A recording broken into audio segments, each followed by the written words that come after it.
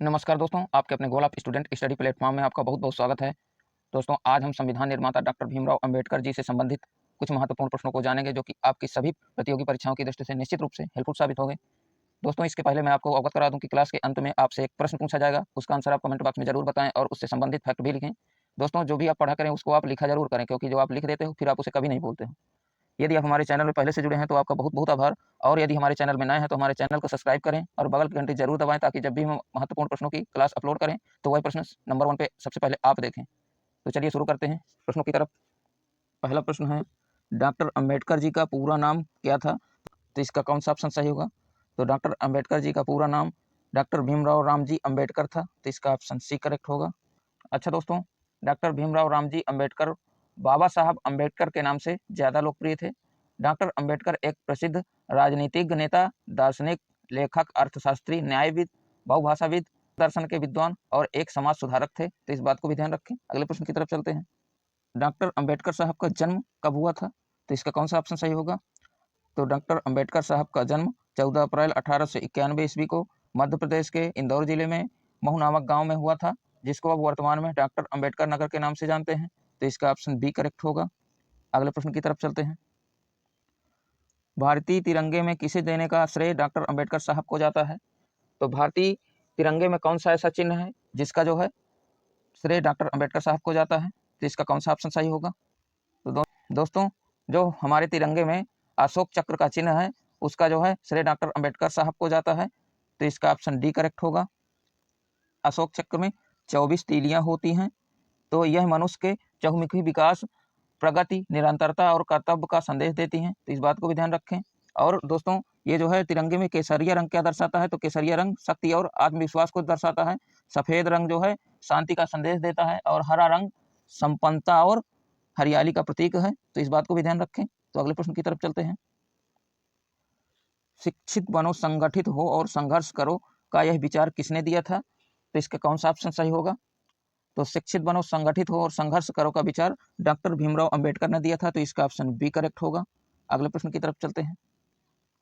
Doctor Bhimrao Ambedkar ने बौद्ध धर्म कब और कहां पर अपनाए थे? तो इसका कौन सा ऑप्शन सही होगा? तो डॉक्टर अंबेडकर साहब 14 अक्टूबर 1956 ईस्वी को अपने 4 लाख समर्थकों के साथ हिंदू धर्म को छोड़कर नागपुर में जो है बौद्ध धर्म अपनाए थे, तो इसका ऑप्शन सी करेक्ट होगा। अगले प्रश्न की तरफ चलते हैं। डॉक्टर भीमराव अंबेडकर साहब जी ने वकालत कहाँ से शुरू की थी? तो इसका कौन सा ऑप्शन सही होगा? तो डॉक्टर भीमराव अंबेडकर साहब मुंबई हाई कोर्ट से वकालत शुरू की थी, तो इसका ऑप्शन सी करेक्ट होगा। अगले प्रश्न की तरफ चलते हैं। बड़ौदा के महाराज ने डॉक्टर भीमराव अंबेडकर जी को अपने यहाँ किस पद पर रखा था? बड़ौदा के महाराज डॉक्टर भीमराव अंबेडकर जी को अपने यहाँ किस पद पर रखा था? तो इसका ऑप्शन कौन सा सही होगा? तो बड़ौदा के महाराज डॉक्टर भीमराव अंबेडकर जी को अपने यहाँ सैन्य सचिव के पद पर रखा था, तो इसका ऑप्शन बी करेक्ट होगा। अगले प्रश्न की तरफ चलते हैं। स्वतंत्र भारत के प्रथम कानून मंत्री कौन थे? तो इसका ऑप्शन कौन सा सही होगा? तो स्वतंत्र भारत के प्रथम कानून मंत्री डॉक्टर बाबा साहब अंबेडकर थे, तो इसका ऑप्शन ए करेक्ट होगा। अगले प्रश्न की तरफ चलते हैं।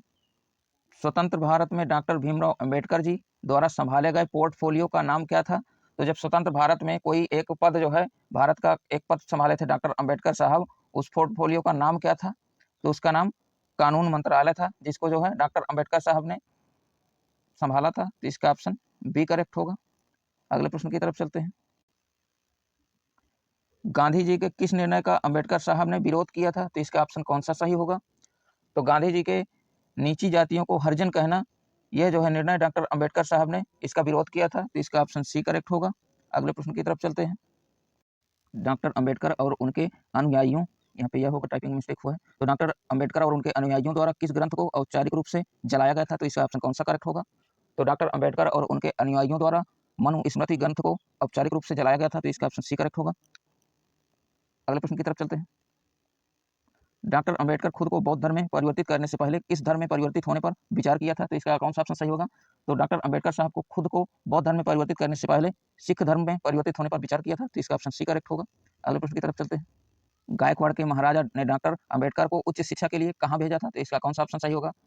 तो सन 1913 ईस्वी में डॉक्टर अंबेडकर साहब 22 वर्ष की आयु में संयुक्त राज्य अमेरिका उच्च शिक्षा के लिए चले गए, तो इसका ऑप्शन ए करेक्ट होगा। दोस्तों, गायकवाड़ के महाराजा बड़ौदा राज्य के महाराज सियाजीराव गायकवाड़ ने इन्हें स्कॉलरशिप के रूप में $11.50 जो है प्रति माह स्कॉलरशिप के रूप में छात्रवृत्ति प्रदान की। तो इस बात को भी ध्यान रखें। अगले प्रश्न की तरफ चलते हैं।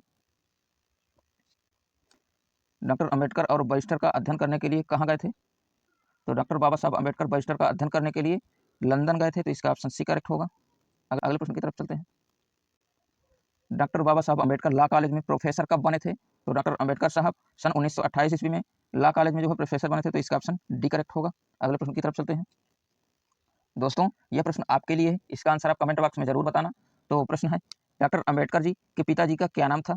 तो डॉक्टर अंबेडकर साहब के पिताजी का नाम और माताजी का नाम आप जो है कमेंट बॉक्स में बताएंगे और उससे जो है रिलेटेड फैक्ट भी बताएंगे। तो इसका ऑप्शन कौन सा करेक्ट होगा, तो हमें जो है कमेंट बॉक्स में इन्फॉर्म जरूर करना।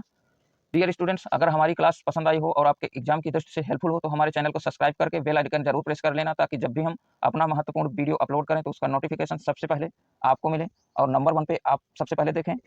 तो मिलते हैं अगले स्टडी से रिलेटेड सेशन में, तब तक के लिए जय हिंद, वंदे मातरम।